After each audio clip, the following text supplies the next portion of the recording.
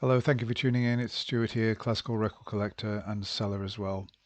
My website lpclassical.co.uk. I'm adding items all the time, and I think that even if you're not interested in buying anything, you might find it quite interesting to look through and see what I've got.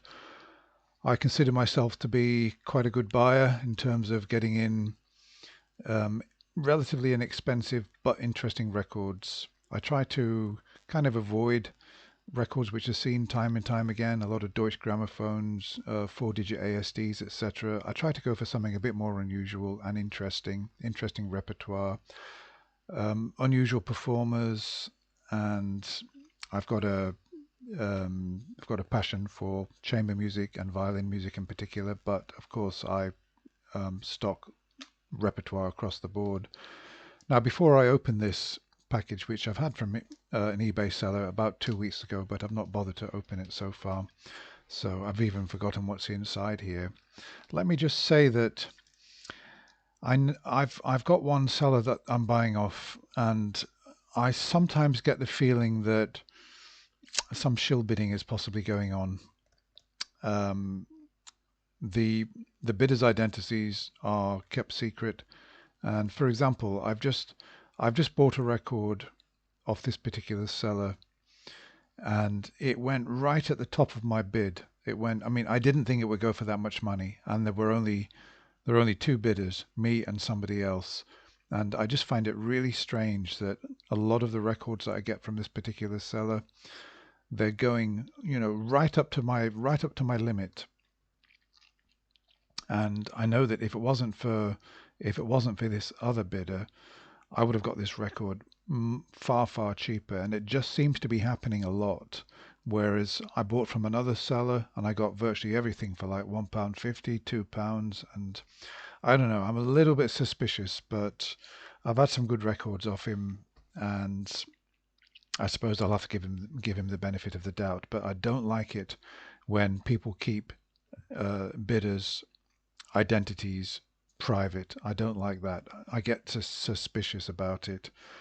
This package I've got here is not from him, it's from somebody else. So let's open it up and or actually is it? It may well be from him actually. It might well be.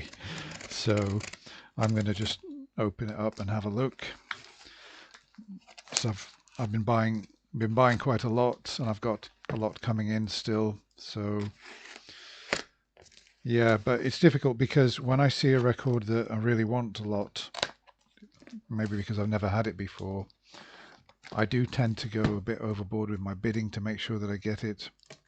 And it's just frustrating when time and time again you see the record going for absolutely right at the top of your top bid. I don't know. Okay, so let me stop moaning about the prices I'm having to pay for these amazing records and just get this package open and see what's inside. Here we go. I've been watching a lot of videos on records, and there seems to be a lot of negativity around vinyl, mainly from CD people, saying that vinyl's not worth listening to and CD's far superior, etc., etc. But I don't know. At the end of the day, I suppose it's all subjective, and I've got my reasons for listening to vinyl, and the top reason is I just prefer the sound. Okay, well anyway, let's see what we've got in here. They're well packed, and okay. So yeah, I remember bidding on this. It's Bartók string quartets, the complete 6 quartets, and it's the Hungarian quartet. I think this is a really good set to get all the Bartók quartets in a set with the Hungarian quartet. It's on the privileged label, which makes me think that it's a reissue. So yeah, there's a booklet inside with information about the pieces. It's an English pressing, which doesn't really worry me too much because, if somebody wants the Bartók quartets, because I'm not a massive fan of Bartók, to be honest with you, and I will be selling this. So here are the records. The records are supposed to be in beautiful condition, based on the description, and they probably are actually, because I can imagine that not many people somebody getting this set is probably not going to play it that much. Whereas if it's the Mozart Haydn quartets, you would probably expect them to be quite heavily played. Yeah, so yeah, 1962. Yeah, so this is a reissue. It doesn't matter. We've got nice 1970s Deutsche Grammophon records. They're probably actually going to be quieter than the originals. So I think that's quite a good set. I don't think I paid too much for that. I only paid about £6 for it. So I think that's a bargain. I probably shouldn't moan about having to overpay on some occasions, because I think by and large I get records at really good prices. And if you think that people are paying out, 20, 30, £40 per record in HMV store, then obviously what I'm paying for records, which are a lot of them are in absolutely pristine condition, I can't really complain at all, can I? But yet I still do complain. Now this is unusual. This really caught my eye when I saw it on eBay. It's Delius violin sonatas, right? Delius, and it's the Unicorn label. Quite a good label, quite like Unicorn. Sort of compare them with Hyperion, Conifer, some of those other sort of minor labels, but I think it's a good label. There's the actual record. That's in superb condition, I must admit. I can see that it is. Sorry, I'm getting a lot of reflection there. I'm getting a reflection off my computer monitor. One good reason for using a proper camcorder to record, because you haven't got the glare of the screen reflecting on what you're doing.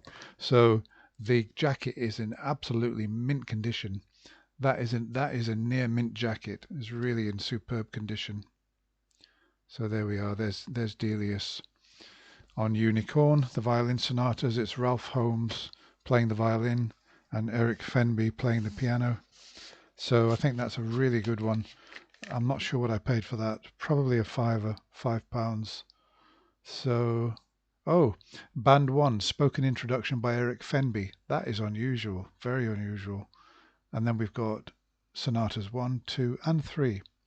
Yep, excellent. Really pleased with that. Let's move on. What have we got next? Yeah, this is from that cellar. Yeah, I remember this because I remember seeing this record and thinking I'd really like to have that. I mean, I've never seen this record before. You've probably never seen it either. And it's got an excellent Mozart violin concerto on it, number 5, the Turkish violin concerto. And there's a concerto I'm not familiar with, Giardini violin concerto in A major. Mainly got it for the Mozart. And I just thought that, I've got somebody bidding against me on a lot of these violin records that I like so much. So I put in what I thought was quite a high bid for this, stupidly high. Because I thought I'm fed up not getting these, records just because I'm not there. Okay, I know that I could use bidding tools and everything, but I prefer not to do that.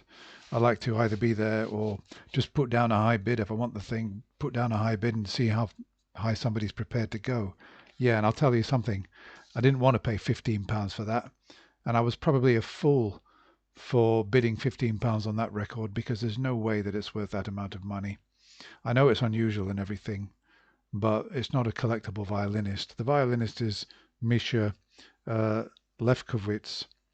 Not familiar with that violinist, but I wanted to have the record a lot, and I just plonked in £15. Thought nobody's going to pay anything like that. It's going to go for 6 or 7.